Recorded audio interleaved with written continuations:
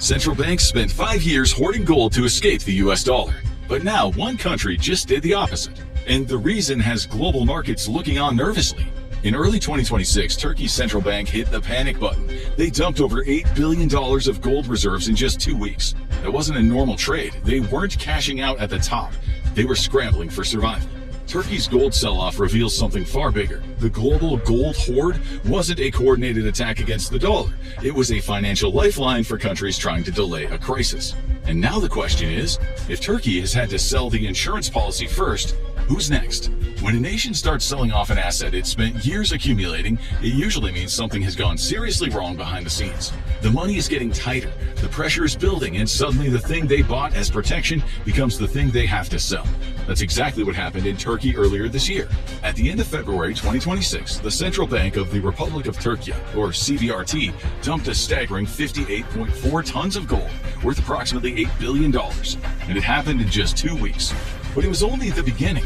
By April, the total had exploded to 128 tons of gold. To put that into perspective, Turkey had wiped out an amount equal to roughly 40% of all the gold accumulated by every emerging market central bank combined throughout the entire year of 2025. And that's what makes this so unusual. Central banks don't usually treat gold like a normal investment. They don't buy it to chase returns or make short-term bets. They hold it because when everything else starts to fall apart, gold is one of the few assets the world still trusts. It's the financial equivalent of an emergency exit, and Turkey ran straight through that exit. Not because they wanted to, not because they saw a better opportunity, because they had to. And the reason comes down to one thing, the Turkish lira.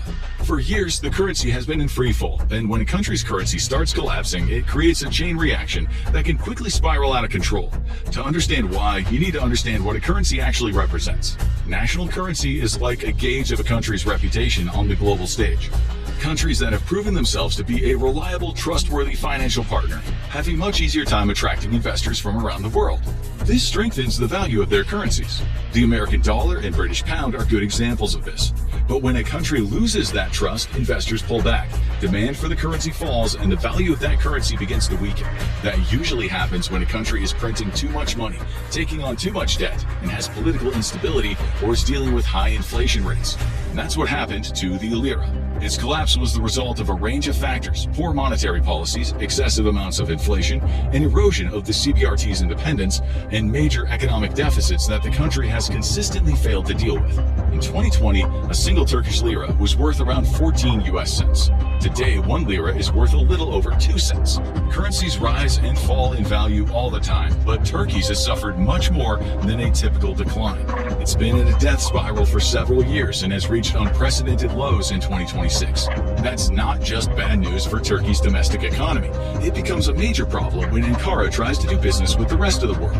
With the lira becoming almost worthless, other countries across the world are increasingly unwilling to accept it. Instead, more often than not, trade partners want to be paid in US dollars. So Turkey has to find a way to get the dollars. But with the price of a currency continuing to fall, every single dollar was more expensive to buy. In 2020, it only took around 7 lira to purchase $1. In 2026, Ankara has to hand over close to 50 lira for that same single dollar bill. Over time, Turkey has burned through its currency reserves. Its economy grew weaker, inflation skyrocketed, and the country became an increasingly unappealing proposition for even the most optimistic of investors. Still, Turkey was able to just about hang on. But then something happened that was entirely out of Ankara's control. Something that sent shockwaves across the world, impacting the entire global economy and plunging several countries into a state of serious economic crisis: the war in Iran.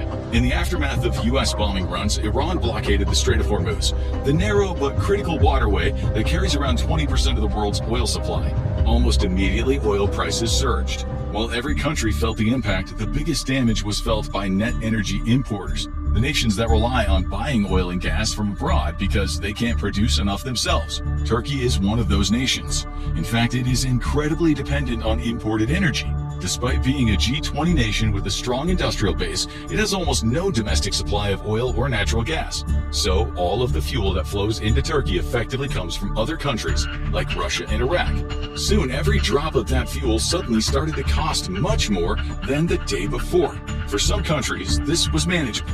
The U.S. was able to turn to its extensive oil reserves and domestic production in order to counteract the crisis. It still felt the effects as gas and energy prices still went up, but it had fail-safes in place. In other countries, these same kinds of systems helped to limit the amount of damage that was done. Turkey, however, suffered more than most.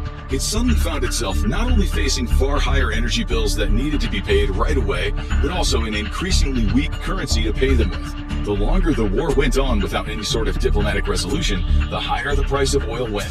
And as the price per barrel continued to soar, the situation only got worse for Ankara. Because global energy markets are merciless. They move fast and they make concessions for no one. And they only accept payment in one currency, the US dollar. Turkey couldn't pursue alternative means or hope for things to magically improve. If it wanted to keep functioning and prevent the struggling economy from completely sinking, it needed to get its hands on a large amount of dollars, quickly. If it didn't, millions of homes would lose power, hospitals would go dark, and transport networks would simply stop moving. Food and other essential goods would stop flowing, industries would collapse, and the very existence of the nation would be plunged into jeopardy. The CBRT was running out of time. With its foreign exchange reserves exhausted and international leaders utterly unwilling to bail it out, it was forced to look at the one and only asset it had left to survive these trying times: gold. Countries never want to actually use their gold reserves, but this time, however, there was no other option. All of those bars lying around in Turkey's international vaults no longer looked like shimmering pieces of insurance and long-term stores of wealth. Now they were the only thing standing between Turkey and its complete collapse. So Turkey made the one and only call it could. This is where one of the biggest financial narratives of the last few years starts to fall apart. For years, financial commentators pushed the idea that emerging economies were buying thousands of tons of gold every year for one reason: to use it as a weapon against the West, and specifically against the United States. The argument was that the BRICS nations, including Brazil, China, India, Iran, and Russia, along with their allies, weren't just protecting themselves, they were preparing for a financial revolution. The theory claimed that these countries were building enormous amounts of gold reserves so they could create a new global currency. They wanted to challenge the dollar's dominance and weaken America's economy. Eventually, the world would be forced into a completely different financial system. It was a dramatic story, a coordinated plan to end the dollar era and create a new world order. But reality didn't play out that way. The BRICS gold-backed currency theory has started to collapse under the weight of what's actually happening in the real world. And the proof is all around us, not just in Turkey, because Ankara isn't the only one to sell off its gold. It is just the first name in an increasingly long list of global powers. Data from early 2026 shows that numerous other nations, including members of the BRICS alliance, have also made moves to liquidate some of their gold reserves. Russia broke a 24-year record in the first 4 months of 2026. Moscow's central bank sold off more of its gold reserves in April than any other month since 2005. Russia found itself facing the prospect of economic collapse due to the ongoing war with Ukraine. Seeing no other option, it dumped its reserves. Other countries have followed suit, with emerging markets quietly executing their own liquidations. Meanwhile, China and India have remained tight-lipped in regard to their gold-related activities. None of this lines up with the BRICS conspiracy. If these countries were supposedly so keen on stockpiling gold to destabilize the West, then why were so many of them selling off hundreds of tons of it? The truth is actually much grimmer than the conspiracy theorists ever imagined. The gold hoards that dozens of countries accumulated over the last decade weren't supposed to be used as weapons to destroy the West or dismantle the dollar. They weren't offensive at all. They were defensive. These hoards were financial lifeboats. The leadership groups and central banks of those nations realized that their domestic economies were fragile. They understood that their currencies could fail someday. They realized that a global crisis could impact their systems and people more than the wealthier countries of the world. So in order to actually take back some semblance of control, they turned to gold. They banked as much of it as they could so they would have something to fall back on. Gold was a safety net, but that net is being torn apart as we speak.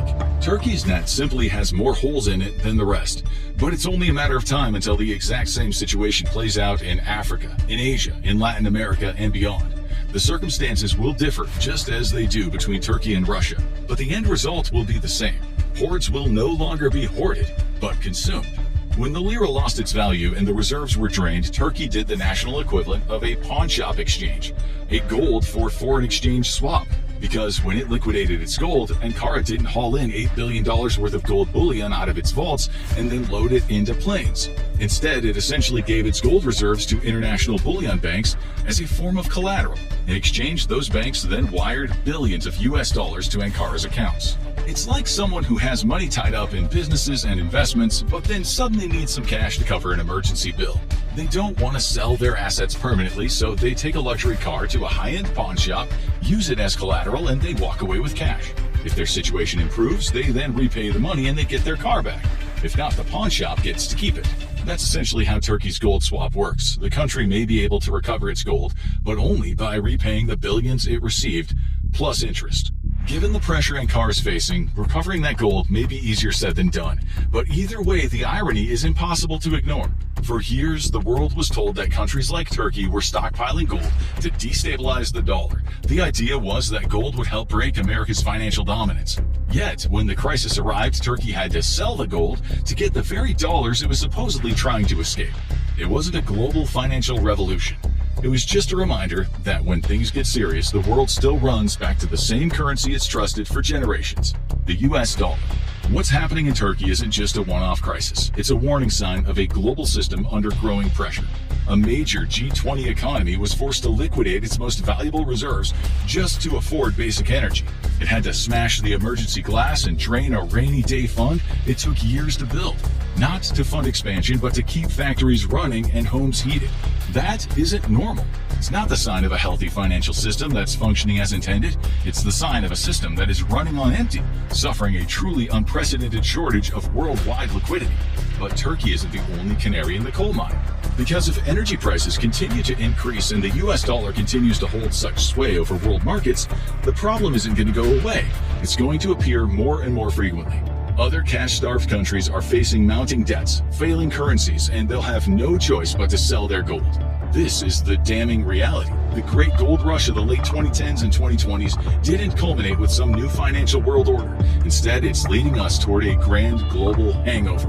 The first dominoes of national insolvency are already falling by the wayside. Safety nets are being reluctantly yet actively torn apart, and the global economic machine is swiftly running out of room to maneuver. The dollar has been the default currency for decades, but now nations are looking for alternatives. Watch why so many countries are abandoning the dollar to find out why, or click on this video.